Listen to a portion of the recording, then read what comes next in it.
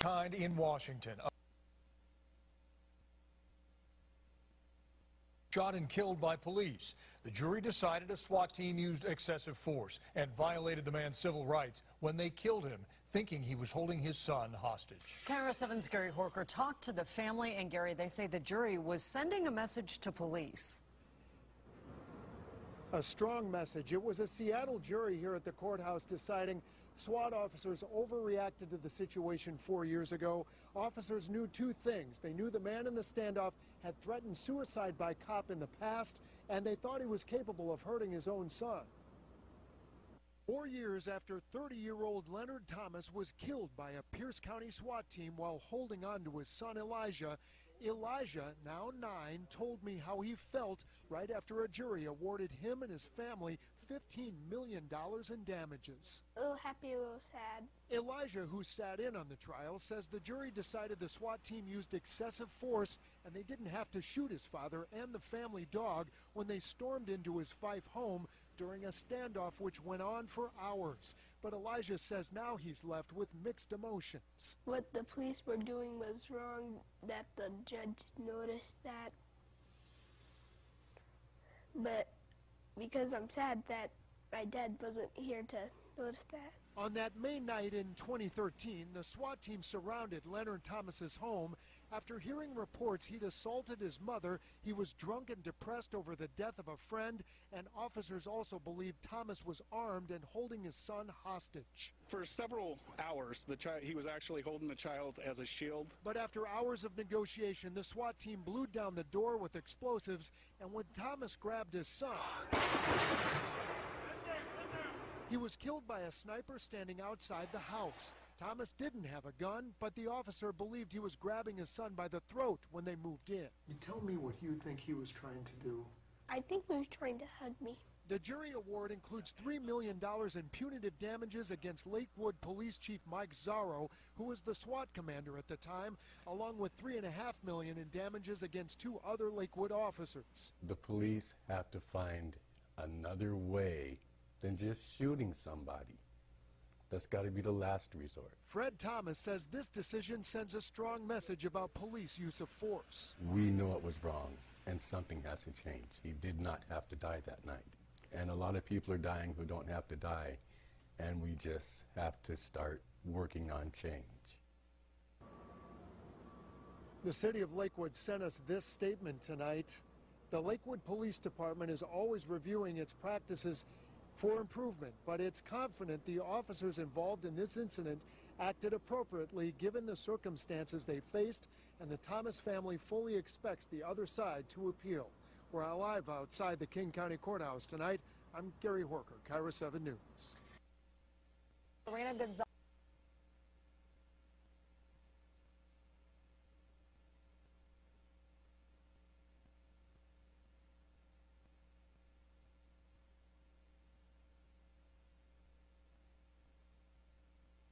Family of Washington State man fatally shot by police sniper is awarded $15 million. He grabbed his mother's wrist and took her phone when she tried to call 911. They were having a family argument. Within hours, 30-year-old Leonard Thomas was dead, killed by a police sniper's bullet on a May night in 2013. In this freeway divided Tacoma suburb, the unarmed black man was shot on his porch while holding his 4-year-old son in his arms. Police said the minor dispute had turned into a standoff that could only be settled with a militaristic show of force and lethal action. But on Friday, a federal court jury in Seattle unanimously disagreed, handing down one of the most costly legal verdicts against police officers in Washington state history.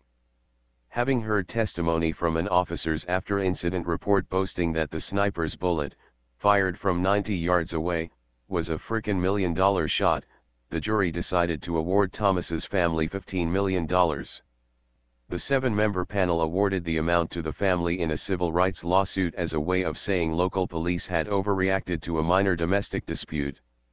At least 27 officers from the Pierce County Metro SWAT team and 2 armored vehicles were sent to the scene after Thomas, who was bipolar, had been drinking and was despondent over a friend's death, refused to leave his house. Witnesses during the trial described a battleground setting, One armored transport was driven across a neighbor's yard, through a fence, and parked off the back patio of the Thomas home in the town of Fife. The other vehicle, a Bearcat personnel carrier, took position at the front of the house.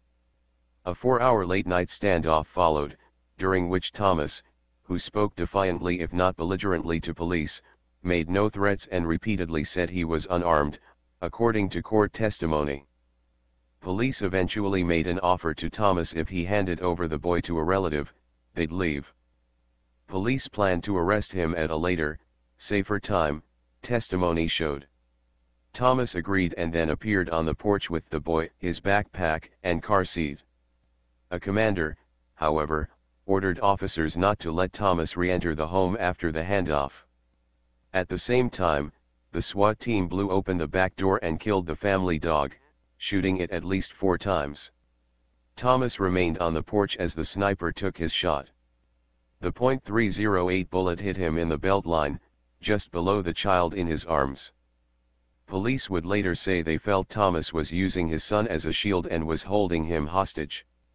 Thomas's last words he lay bleeding to death from the sniper's bullet were, "Don't hurt my boy." The youngster, Elijah Thomas, now 9, told reporters Friday night in televised interviews that he thought his father had done the right thing. "I think he was trying to protect me," he said.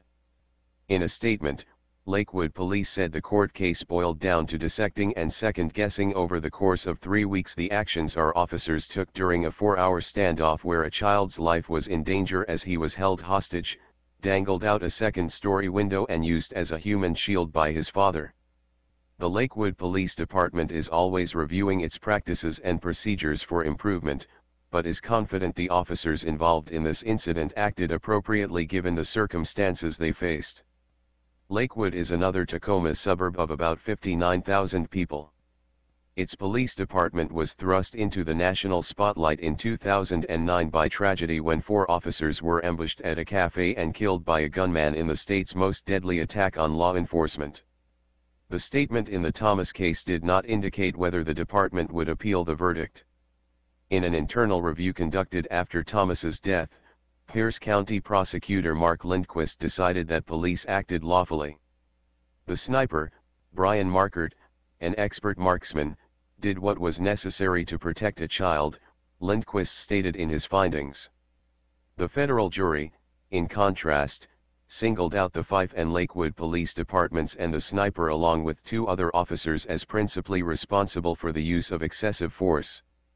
The operation was headed by officers from the Lakewood department, but 5 officers also participated in the takedown.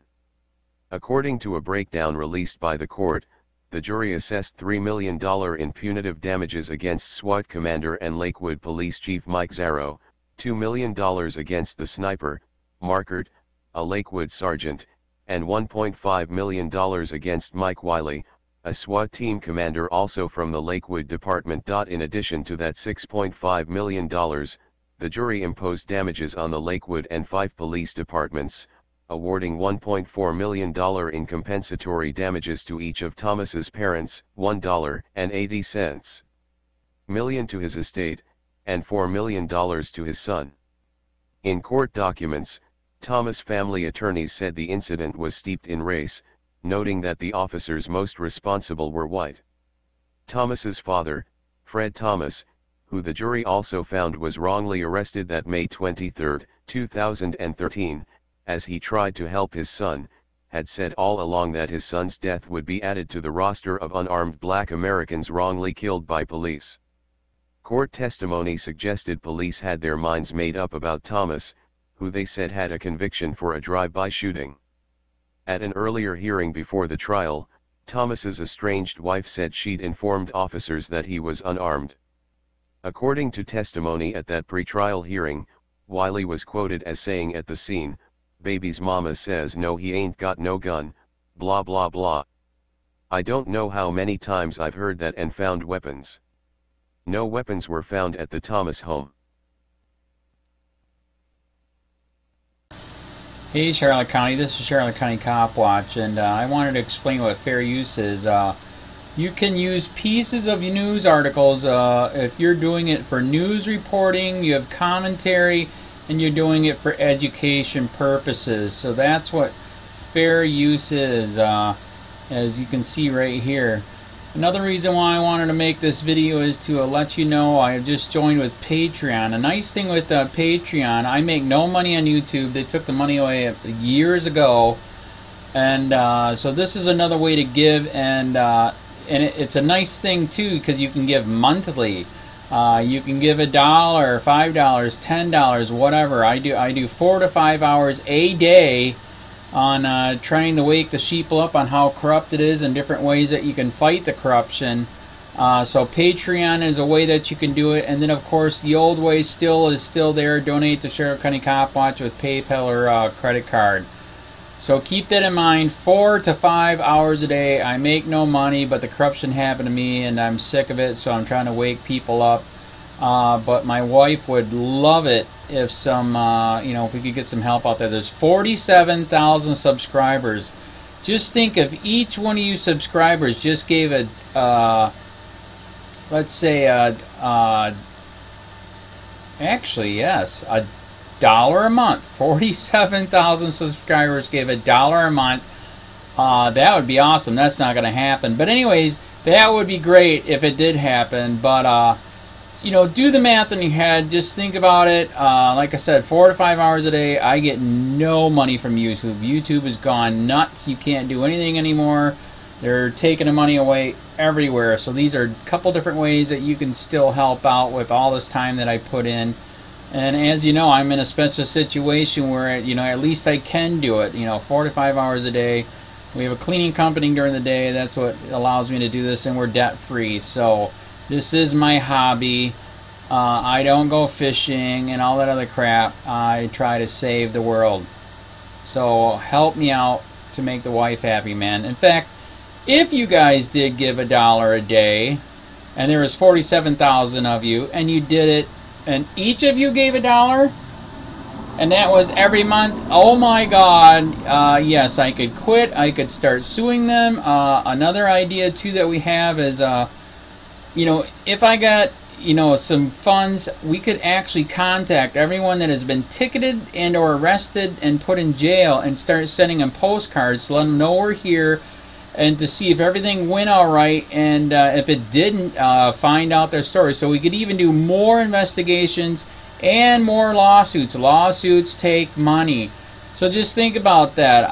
47,000 of you so far right now. $1 a day. $1 a month on Patreon, or $5 a month Patreon, 10, 20, whatever. Just do the math in your head. Help out. This is a lot of work every single day. Thanks.